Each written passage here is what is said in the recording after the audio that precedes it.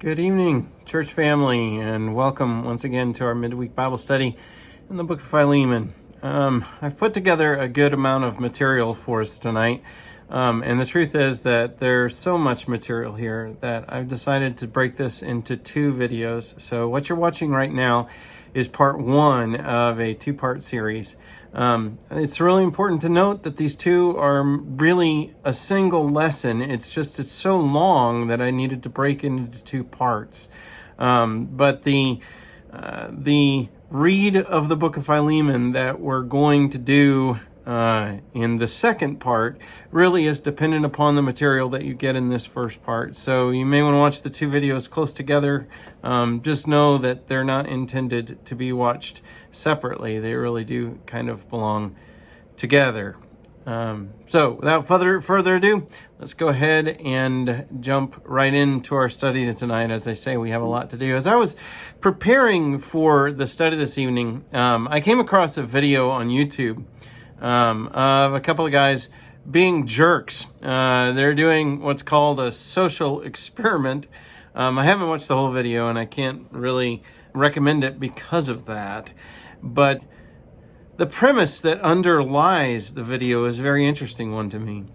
These two guys put on yellow vests and carried walkie-talkies with them and went onto a college campus and bossed people around just to see what would happen. Now, their bossing was largely ridiculous. They were being funny. It's a prank that they're trying to pull, but what they're doing, and I think probably without realizing it, is exploring the nature of power. The yellow vest is meant to suggest that they have legitimate authority or legitimate power. They have the right to wield power. So their absurd requests, like you're not allowed to sit on that concrete bench because it's a sculpture, not a bench, it's absurd. Or as in the picture that you saw a moment ago here, they're telling these two young ladies that they need to cover up because the sun exposure has been rated at 19 million some units. I don't even remember what they said, but it's ridiculous. But they're trying to see, will people comply simply because they're wearing what is actually a crossing guard vest. But it's a kind of uniform that gives them an aura of authority. And is that sufficient for people to comply? And amazingly, they do. Again and again and again. The walkie-talkie also helps in this, because when a person puts up resistance, the kids would pull out the walkie-talkie and say, we have a 1019 on a 2246 at longitude 97. And then the walkie-talkie would go boop, boop, so that it seemed like they're talking to somebody. They're not. They're just crackling away on a device. But because they do that, people who are reluctant to comply then believe that not only am I dealing with perhaps a low level but legitimate authority, but maybe an even higher authority source. And people complied again and again and again, even though the whole thing is just silly and ridiculous. And what's going on there is a social experiment in the form of a prank, but a social experiment into the nature of power. Remember, we talked last week about sociological power in light of this diagram that you see right here. The power of A over B is equal to the maximum force that A can induce on B divided by the maximum resistance that B can offer to A. If you end up then with a whole number, or maybe it's not a whole number, if you end up with a greater number at the top than at the bottom, then you have power. And the larger that number is, and of course this is all arbitrary, it's trying to reduce something that is sociological into a kind of math or formula. But the larger force that a person can apply to another person and the lesser resistance that the other person can apply can be understood to be the kind and amount of power that person A has with respect to person B. So as sociologists consider it, power is always about one person forcing their will on another. In order for a power relationship to exist, person B can't want to actually do what person A wants them to do. It has to be that kind of relationship. And person A has to be able to somehow impel person B to do what person A wants done. So that's what sets up a power relationship. If both B and A want the same thing, then you don't have power, you have cooperation, or one of a host of other sociological terms for it. If A and B don't want the same thing, but A doesn't care what B does and B doesn't care what A does, then again, you don't have power. It's only when their wills are not aligned and their ability to apply force to one another is disproportionate. That's when you get power. Now, in the introduction, I went through these, and I don't want to cover the same ground too thoroughly yet again. If you want to see these more thoroughly discussed, you can go back and watch the video that was at the introduction of this series of lessons on Philemon. We went through all of the power bases there, but there are 5 power bases that we looked at. A power base is what you draw upon in order for you to have and wield power in another person's life. It's not necessarily the tactic you use. We'll look at those in a moment. But it is the force that you're able to use and what colors the nature of the force that you use. So these are the 5 power bases that we looked at. And that exist in sociology. Coercive power is the capacity to dispense punishment to those who do not comply. If you don't do what I want you to, then I can make you wish that you had. And if I have that kind of power either to threaten or do it, then I have coercive power. Reward power is the ability to mediate and distribute positive or negative reinforcers. A negative reinforcer may flip back and forth between reward or coercive power, and usually reward power is mostly defined by positive reinforcers, but there are things that reinforce the behavior, make you want to keep doing something. Legitimate authority or legitimate power, that is authority which is derived from the power holder's legitimate right to require and demand compliance. Legitimate authority is generally aligned with an office or position that a person holds. I'm allowed to tell you what to do because I'm a police officer. If I'm not a police officer, or if I am a police officer, but I'm not functioning in my duties as police officer, then I don't have the right to tell you what to do. But if I'm in uniform and I'm on shift then yeah, society has determined that I'm in charge and I get to tell you what to do. That is legitimate authority. It's connected to an office. Expert power is power that derives from others' assumption that the power holder possesses superior knowledge or skill. So if I know how to do something and you don't know how to do it, or if I know information that you don't know, I can be thought to have expert power. And because you believe that I'm able to do it, you will submit to me and do what I tell you to do. That's expert power. And then referent power is influence over others that is based on their identification with, attraction to, or respect for the power holder. Referent power might be thought of as relational power. It is because you and I have this relationship. You want to keep me happy. You want to do what I want you to do. You want me satisfied, and it makes you happy to do what I want. Because of the love that we have for each other, because of the admiration you have for me, that is referent power. And perhaps I'm a very charismatic person. Maybe you don't even know me, but because I'm really gifted with a lot of speaking ability and charm, and I'm physically appealing to look at, I'm handsome or I'm beautiful or whatever, those things might give me referent power even if we don't have a relationship. You want to align yourself with me.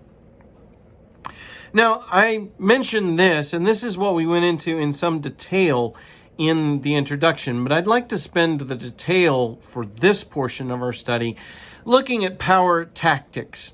I might function based out of a power base, but what do I actually do if I want to get you to do something? What kinds of behaviors do I engage in so that my power is actually exercised in your life and your behavior is changed to align with my will?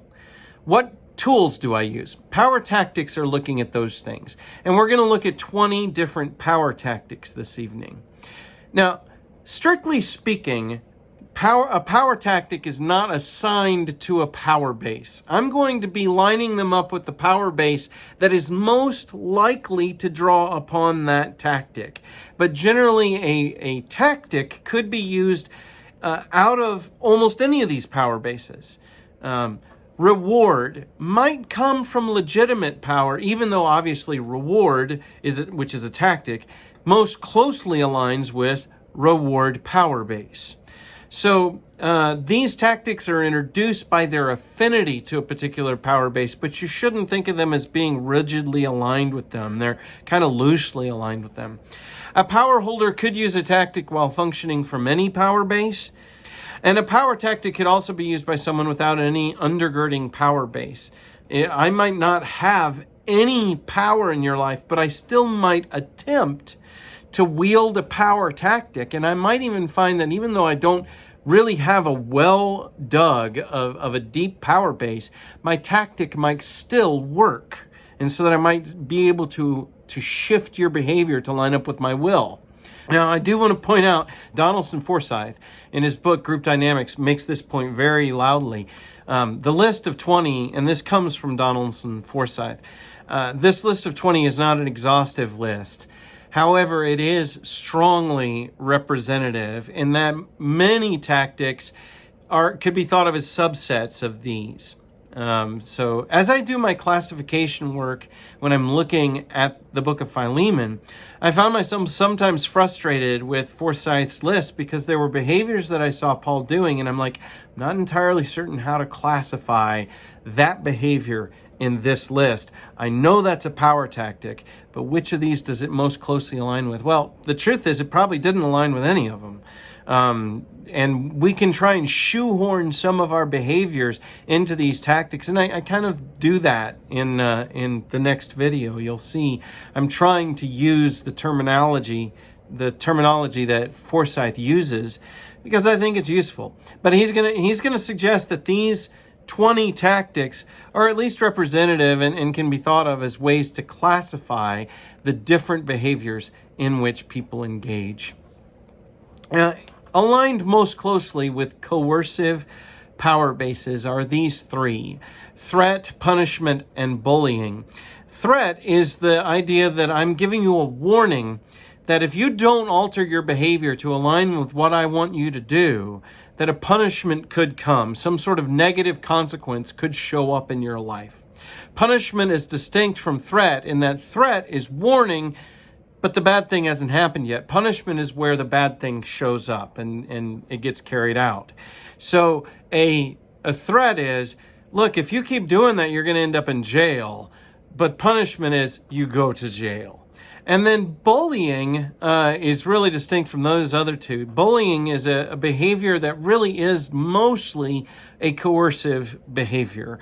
When you bully, what you're doing is you're just trying to run right over the other person with the force of your emotional impact. You're using strong threats, insults, or even violence to get the other person to do that which you want that other person to do. So those tend to align mostly with people who have and are willing to draw upon coercive power base.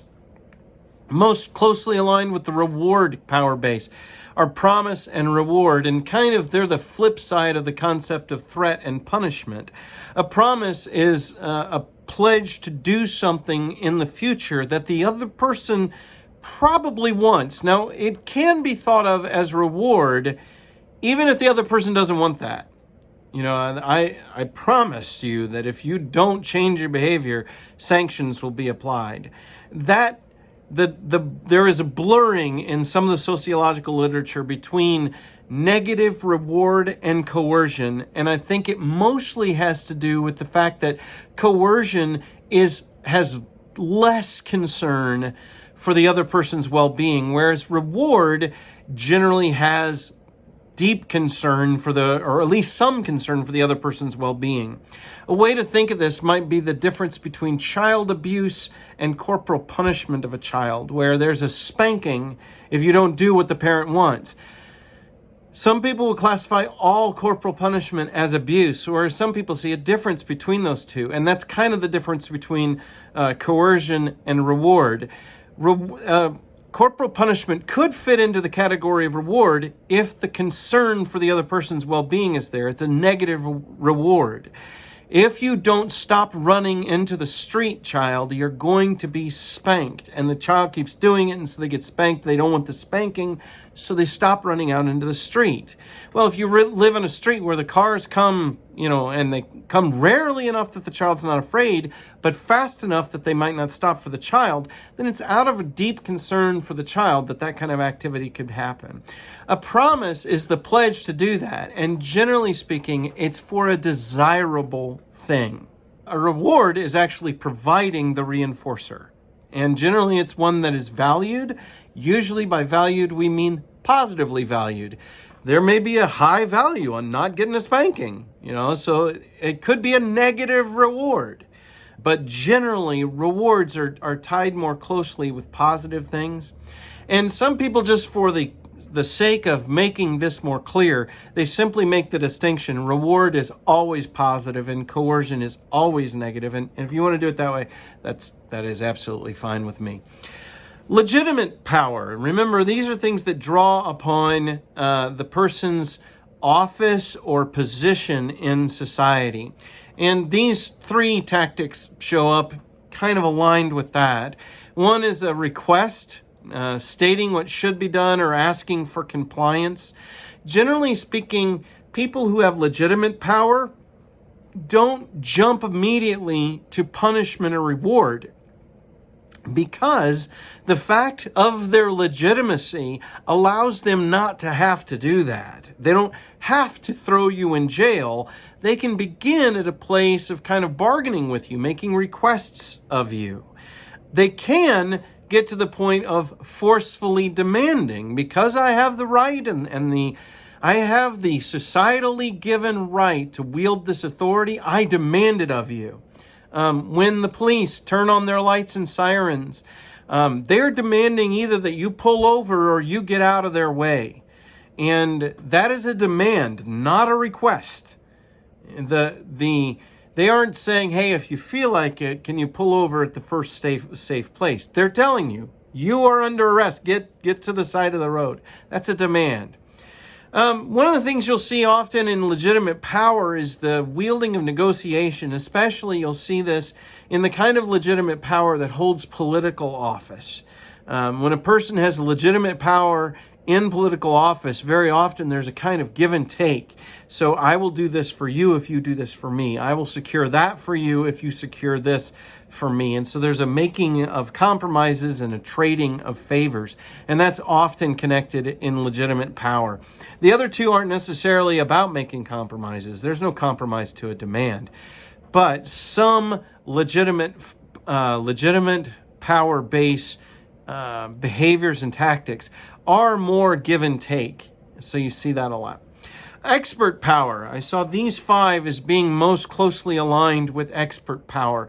And the first obviously is, and that's the claiming of expertise. It's difficult for any other power base to really do that behavior, because you are immediately stepping into the expert power base the moment you say, I'm an expert and you should listen to me. Claiming expertise is demonstrating or claiming superior knowledge or skill. I have this, therefore you should. Whereas the next 3 are all using that superior knowledge or skill in the life of another person, either to inform them and so persuade them change their mind, or try and draw them to understanding that they don't have yet, but that you do because you're the expert. So discussion, persuasion, and instruction are all that kind of behavior where you're using rational argument and you're trying to get the other person to come to a better way of thinking because it's assumed that you have the better way and you're trying to lead them to it.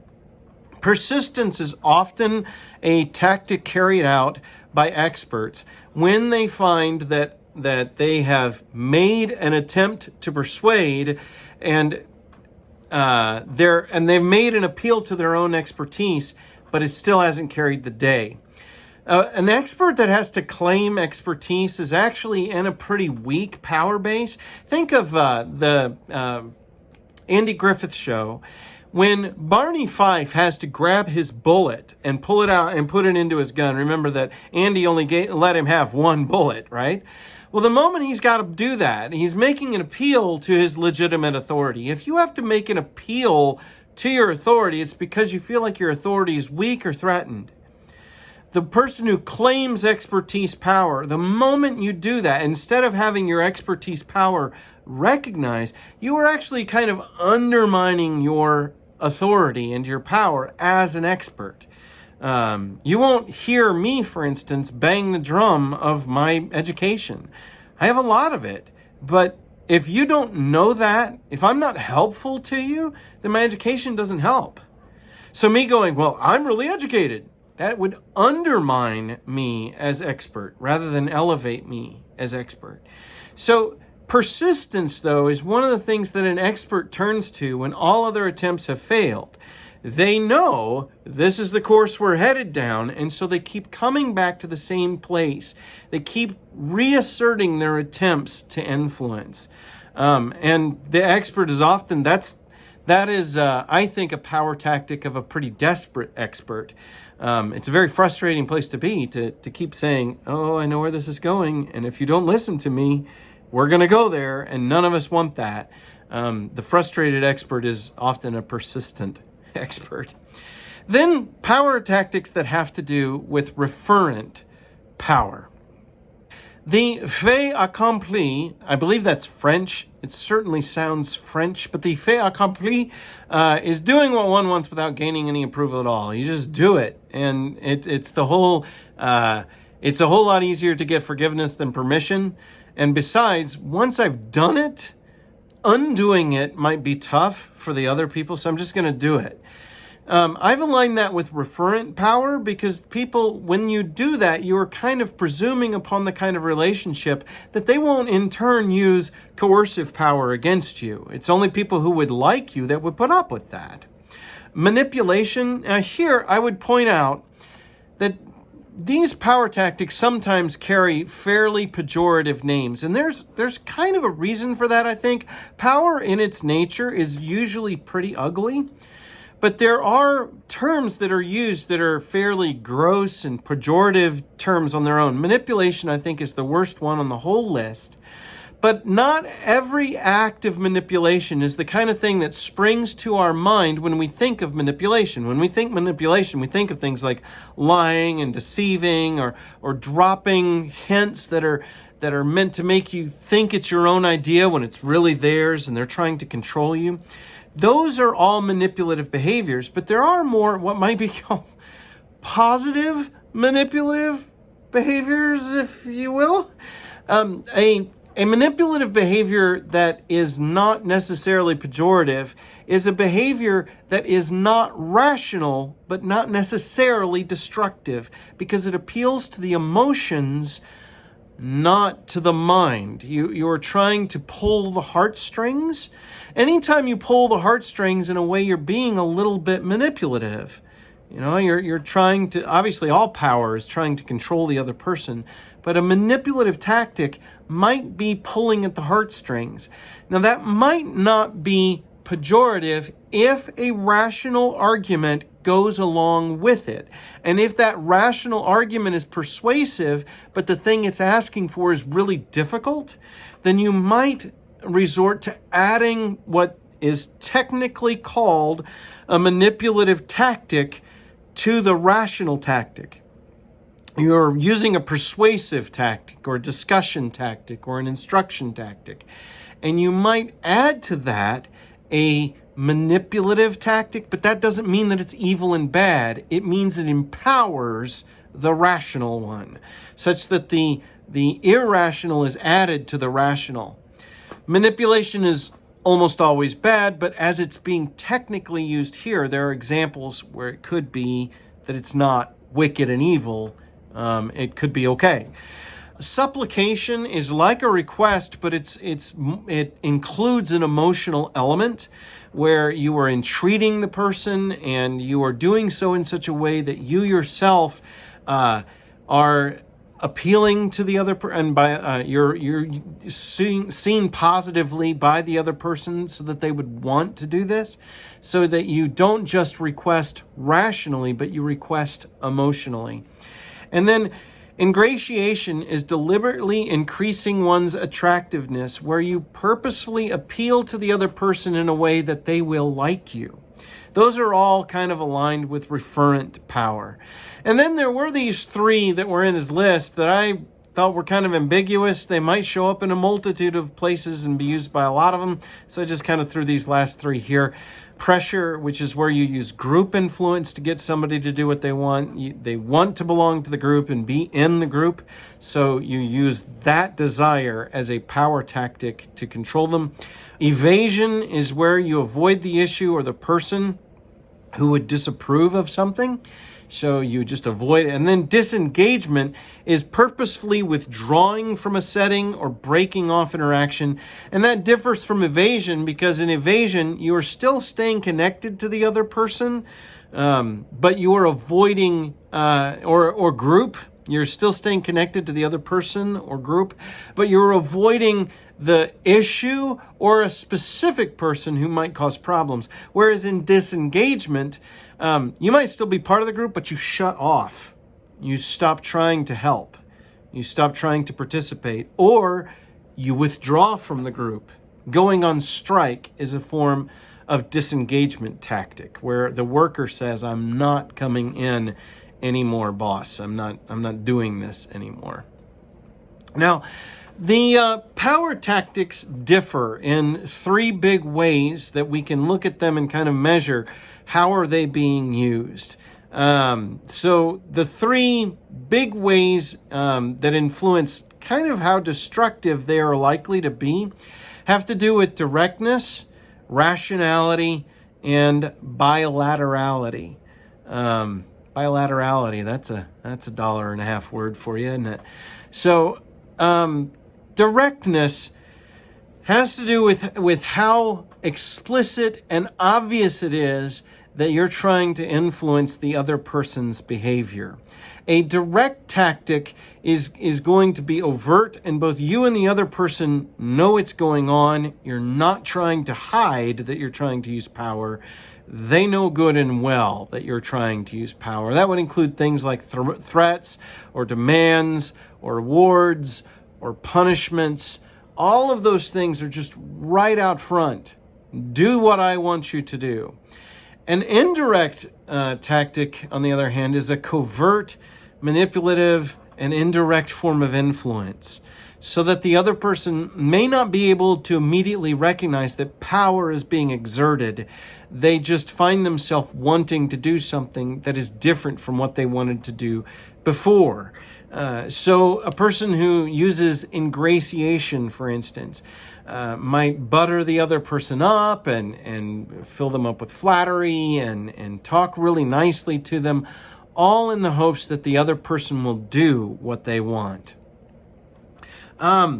Rational tactics are tactics that appeal to the mind, to reasoning, and to logic. I'm going to try and get you to understand, and then based on your understanding, you will then do what's in all of our best interests. You may not want to do it, but you will do it because I've convinced you. I've demonstrated an argument for it. So bargaining or persuasion or negotiation, those are all things that appeal to your mind, and I've brought you on kind of as a partner in the reasoning process. Whereas irrational tactics emphasize the use of emotionality and misinformation. I'm not trying to get you to think. In fact, thinking might be counter to what I want. If you thought it through, you wouldn't want to do what I want you to do. So I'm trying to get you to just act. So I might bully you and get real boisterous and blow up at you and hope that you lose your temper. And then while you're irrational because you're angry, you end up doing what I've predicted you would do. That is an irrational power tactic. Or the use of threat or ingratiation. These are not things that are appealing to your mind. I'm appealing to your emotions. And then the concept of bilateral versus unilateral. A bilateral tactic is one that involves you as a partner in my use of power. I'm still the one with the goal that needs to get done, and I'm trying to get you to do something, but I bring you into it and I work together with you. So we enter together into discussion and you and I talk this through. Now, my goal at the end of the discussion is that you will go and do X. But in the bilateral situation, I don't assume that I'm going to override your decision-making ability. I'm trying to get you to decide to do X. Whereas a unilateral tactic can be enacted without any of your cooperation at all. You don't have to cooperate, you just have to comply. So I can come at you with a demand and try and force you to do what I want you to do. Or I can do a fait accompli where I don't ask your permission, I just act. And then you have to deal with it. That was a unilateral decision. Bilateral meaning two people engaged in it, and unilateral meaning just one, just me by myself. And so I acted, you have to deal with it. Assessing a power in light of those three criterion, is it direct or indirect? And is the person just acting, or are they kind of hiding what their motives are? Is it rational or irrational? Are they trying to use reason and logic, or are they just pulling on your heartstrings? And then is it bilateral, unilateral? Is it something where I engage you and your mind, or I'm just going to overpower you? Those three criterion help me to look at a tactic and say, just how much of respect for me as the target does this power holder have? If they're just going to run over me, they don't have any respect for me. If they draw me into it, if they're trying to reason with me, they have respect for me. But if they're trying to manipulate and control me through the use of my emotions, then they don't. And are they being honest with me, open and apparent, or are they trying to hide what they're doing? All of that goes to how much does the one person have respect for the other. Now, as any analysis of power would have to take very seriously the idea that power is problematic. You may have heard the old saw, and I will put as a thing at the bottom of the screen here. The old aphorism, that truism: power corrupts, and absolute power corrupts absolutely. That is pretty widely believed, that we just assume that power corrupts. But why and how is that true? It is true because the nature of power is, in a way, to disrespect and fail to love another person. Now, is there never a situation where power should be used? Well, of course there are situations where force should be used, where power should be used. But they tend to be pretty rare and pretty limited. Love is a far more powerful behavior change tool than power will ever be. Donaldson Forsythe, in his book Group Dynamics, says this quote. He says, "Using power to sway others is like using a drug to combat an illness. Drugs cure our bodily ailments, but all too often they cause unwanted side effects. Similarly, power may result in an influence, but often at interpersonal cost. Once used, power's side effects reverberate through the group, creating changes in both those it influences and those who exercise the influence. When we think in terms of the corrupting force of power, that the corrupting reality, that power corrupts, and we think power corrupts and absolute power corrupts absolutely, we tend to think in terms of power corrupting the person who holds it. And that is absolutely true. Power does corrupt people who wield it. If you have power over other people and you never pay attention to what the power is doing to you, then you're very, very likely to be blind to just how much damage your power usage is doing to you. However, most of us do not consider the destructive force that power has upon its target. People who receive power being used upon them are often distorted and deformed as human persons because of that relationship.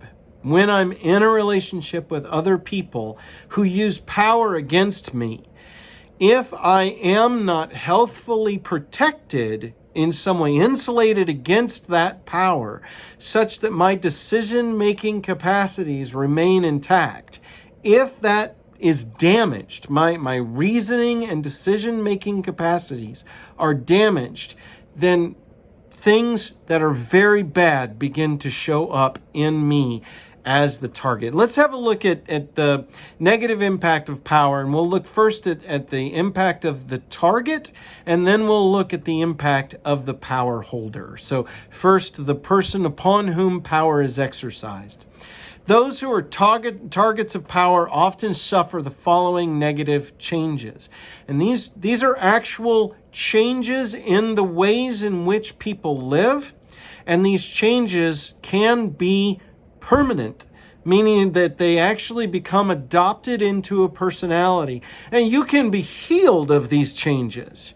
But they are part of the reason that cults are so destructive, part of the reason that being in a captivity situation, being a hostage, that those relationships are so destructive. Being in a maladjusted family where someone regularly exercises power against you, so that a husband is really oppressive over a wife, or a wife is really oppressive over a husband. Those things actually can result in the kind of changes to a person that actually require healing in order for us to get over them. Things like this. When power is used, you often will get compliance rather than identification. And what that means is that you're part of something, any organization or any institution or any group that you identify with, that you're a part of, whether that's your family or your church or your business, whatever group that you're a part of, the Lions Club, it has a mission. Your family has a mission. And whether that mission has to do with the good that you do in the community or the rearing of children or whatever it is, that maybe it's just the mission to love one another well. That family has a mission. In churches have a mission. It is to reach out to the people who are not yet disciples, bring them in, and to help the people who are disciples of Jesus to actually live as Christians. Okay? That's a mission. When power is used, then you end up with people who comply with the power, but they don't buy in to the mission, so that they don't identify with what is our goal here. Power, for instance, used in a family might force the children to behave in such a way that they apologize to one another when the parent demands it. But whether or not that kid feels the apology that they ought to give in their heart and gives it authentically and means it, that would be identification. But when power is used to force the apology, they might say, sorry, but they say it in a way that really means I hate you and I'm not sorry at all. That's compliance without identification. And that continued thing divorces someone from a good and worthy mission that pulled them into the group in the first place. Very often, churches have a pew-sitting phenomenon where nobody's doing any work around here. This is not always the case. Sometimes that arises from a bad understanding of what it means to be a church member, and people are just like, well, pew-sitting is all it means. But sometimes that kind of behavior has arisen because power has been abused in the system, and it might have been 10 years ago that power was abused, but when it was, it produced people who are compliant. And then compliance became the norm, and nobody really identifies with the mission anymore. Another negative reality, it can damage interpersonal relationships. People don't like to have power used against them. They just don't enjoy it. I don't like having my will stripped away. And so if you do that to me, I probably will end up with negative feelings towards you. It's part of the power dynamic. So I'm supposed to, as a creature, as a human creature, I'm supposed to love everybody. Power reduces my capacity for that, at least with respect to you, because you've mistreated my will. And so it damages interpersonal relations. Power, when it's used heavily, will often result in the people that power is being used upon grumbling and ending up in open warfare with one another or with the power holder. Conflict within a group is rising because people are dissatisfied with the way that power is being used, usually by those over them, by the leaders. But they don't have any control over the leaders because they don't have power and the leaders do. So they take it out on one another. And then rebellion and defiance, that arises when someone who has a backbone against illegitimate power and stands up against it and says, you aren't going to do this to me anymore. That is destructive to the group where power is being used. In terms of my own sense of personhood, when power is used against me continuously, when leaders exercise control over the group and they control everything in the group and they're the only ones ever making decisions for the group, then eventually there is a decline in what's called intrinsic motivation.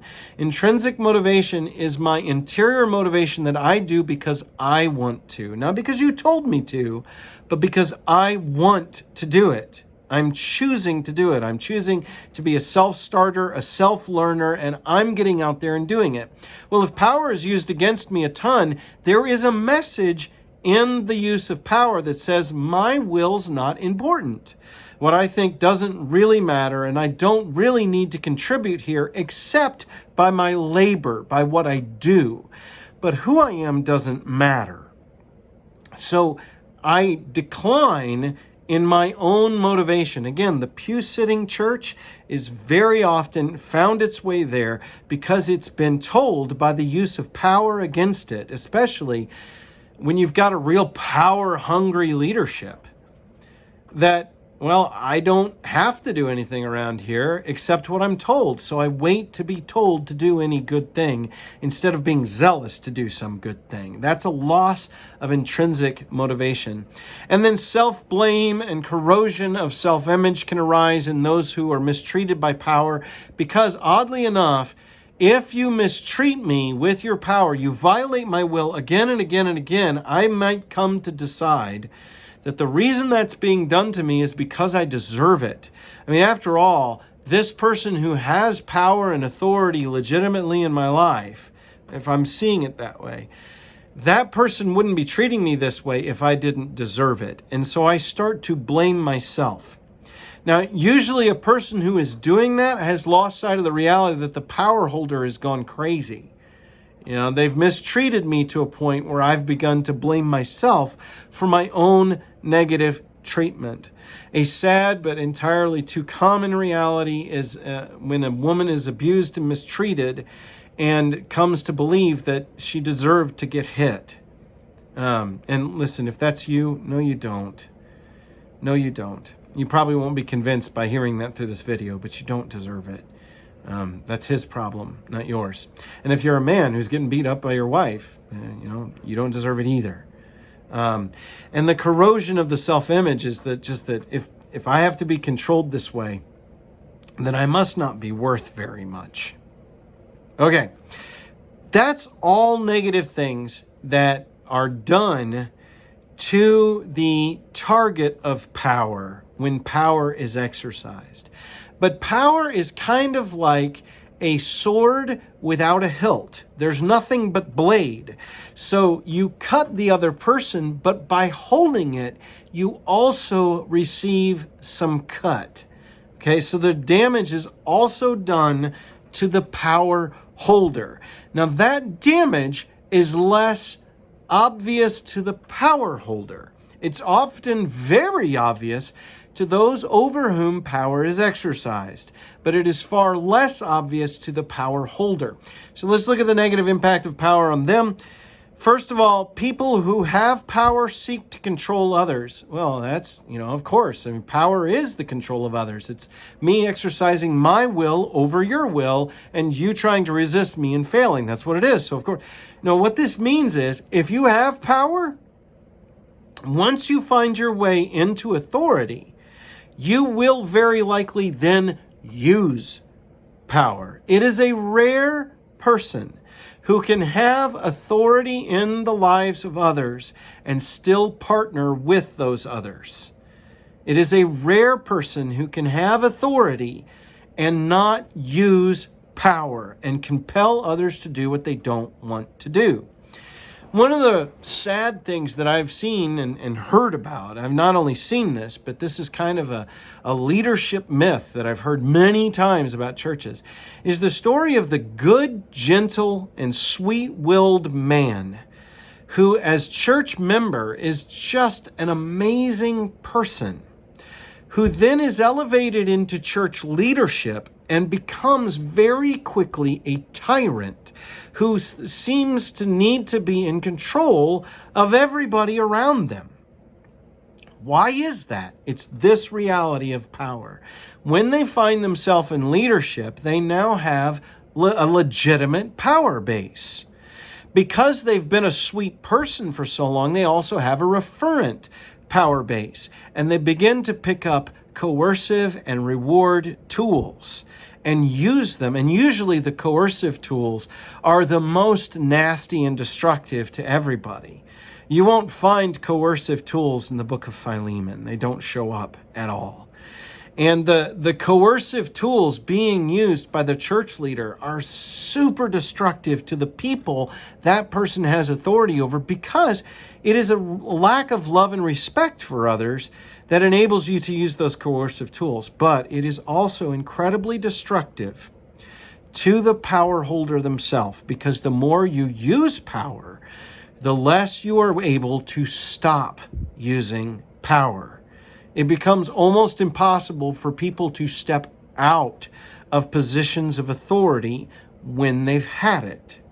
To become just a church member. What do you mean just a church member? I mean, oh my goodness, it is the most privileged position on earth. And I don't mean that in the modern sense of privileged. I mean, it is actually a privilege and an honor.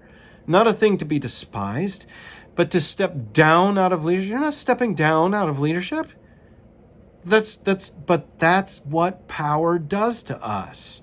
The idea of letting go of control of other people's lives is very hard to do. Also, using power alters the power holder's self-perception positively. A person who is using power very often thinks more highly of themselves than they ought to. And not only that, but they start to think that other people see them the way they see themselves. So they think that compliant people are actually identifying, because the compliant person is doing what the power holder wants. The power holder thinks that compliant person is doing because of great love for them, forgetting the fact that they just exercised power and compelled them to do it. And so they think of themselves as better than others, and they think of themselves as more lovable. They think of themselves as more desirable. It elevates their own understanding of themselves. It doesn't help that people will often treat power holders in ways that flatter that reality. Not because the person doing that actually likes the power holder. They like the power, and they don't want it used against them, and they want to maybe be able to have an ingratiated power over the power holder. So they'll flatter them and lift them up. And the use of power exaggerates our own sense of worth and exaggerates our sense of how good we are, our sense of virtue, all of it. That's why a power holder can often do very, very bad things and still think, I'm not a very bad person. I'm not, because I'm a good person, so it's okay for me to do that. It wouldn't be okay for that person to do it. Special pleading happens all over the place. At the same time, using power alters the power holder's perception of others negatively. If I can control you, then you're less than a person, and perhaps even a sheep. You will find that there are power holders who have been using power so long that they actually don't think of other persons as rational thinking persons. Even people that are measurably and obviously smarter than themselves. They will not look at that person as resource. They will look at that person as tool. Something that I can control and use for my ends, but not something I have to listen to. My goodness, no. I have power. I'm better than them, and they are worse than me. So the more power you exercise, the more you degrade those over whom you have power. It's part of the reality that in order to use power, you can't care about the other person's will. And if they have will, then you have to respect it. So you denigrate them. And this is not a choice. This is something that power does to corrupt the person over time.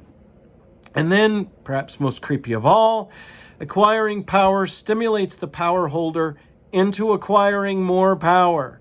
Once I have power, I want more power.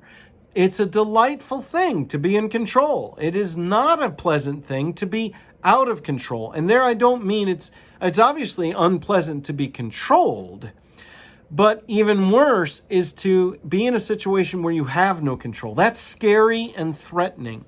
Once I get some power, I realize I have control of my life by controlling these other people. And so once I have some power, it is a rare person who can say, I need this power, I need this authority to get this task done. But the moment I'm done with this power, I'm going to lay it down.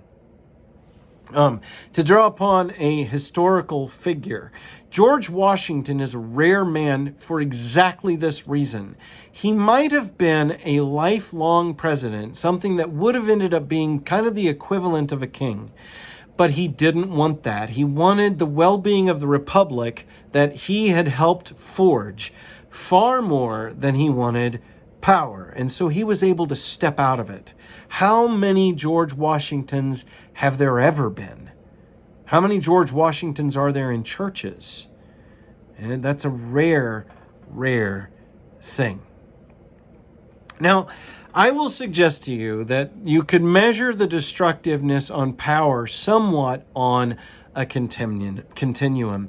Generally, more healthy exercises of power, and I will say more healthy because I don't know that you can just say healthy. I don't know that power is ever really healthy in the Christian worldview. Love is healthy. Power, I don't know.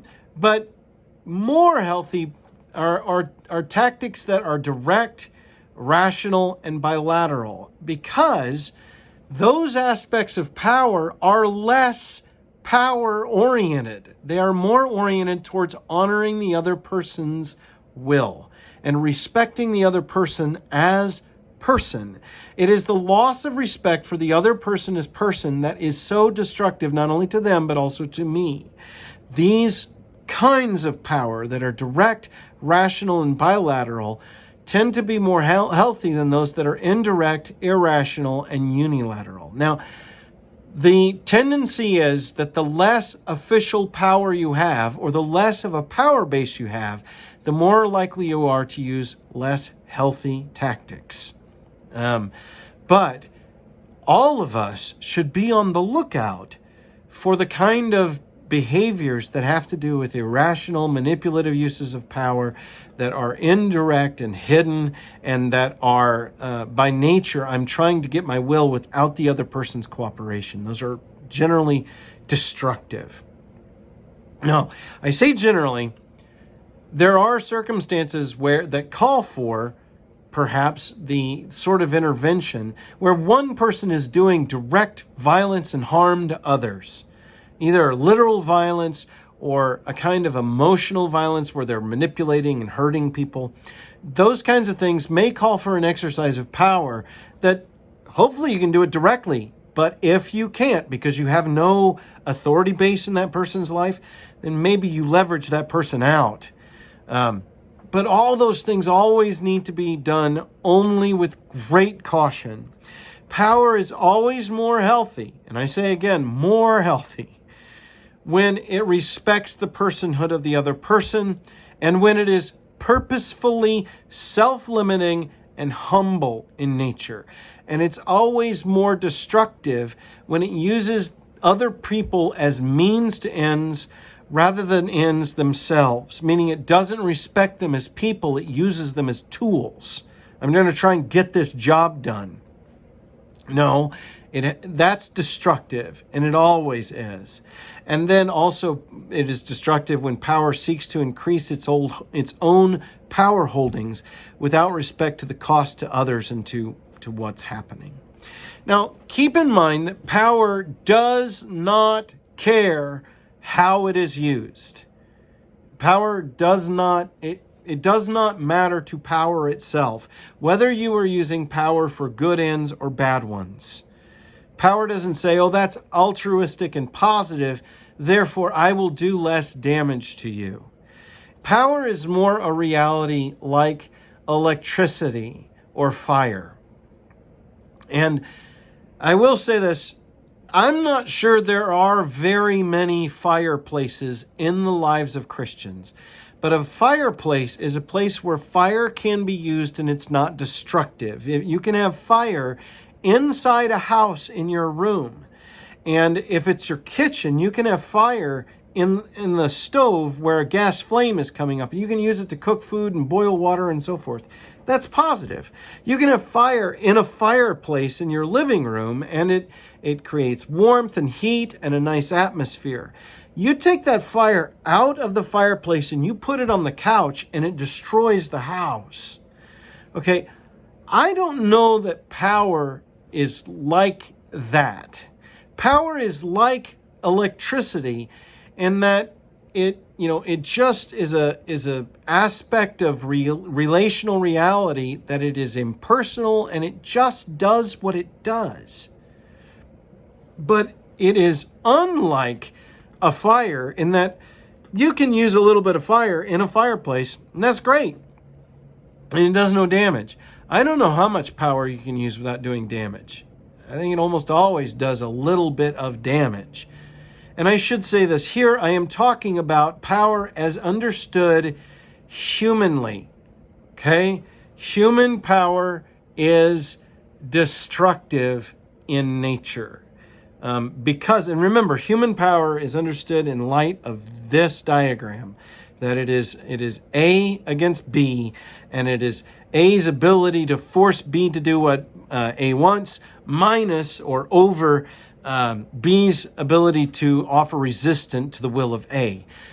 That is always destructive. As we'll see in the next hour, God's power is not really like that. The way that God uses power is not measured by that formula. It is really quite different. So those are power tactics, and hopefully this is all helpful to help you get your head around the concept of power. When we come back in our next video, we're going to spend some time looking at the difference between human power, which is the sociologist's definition of power, and then God's use of power, because God is a powerful God and he uses power in our lives. How do those two things differ? Let's get together again in the next video. We'll have a look at that.